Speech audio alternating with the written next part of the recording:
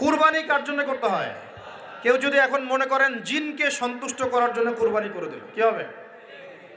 এখনকার যুগে কিন্তু বহু মানুষ জিনের উপাসনা করে। এখনকার যুগে বহু মানুষ জিনের উপাসনা করে। আর জিন বলে একটা জাতি আছে, আমাদের সাথে চলাফেরা করে, আমরা দেখতে পারি না। আমরা কি সব দেখতে পারি? আমরা কি সব জানি? আমরা তো আমাদের আত্মাকেই দেখতে পারি না। এত ঘুমাই গেছেন, আত্মা চলে গেছে, দেখতে পারছেন?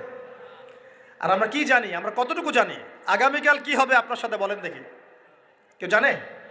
আমাদের জ্ঞান কত ক্ষুদ্র, বুঝতে পারলাম। আগামীকাল কি হবে তাই জানি না, আমার আত্মাকেও চোখে দেখি না। আর আমি যদি দাবি করি এখন আমি সব জানতাম, তাহলে কি হবে? অতএব জিন জাতি আমাদের মধ্যেই আছে কি নাই?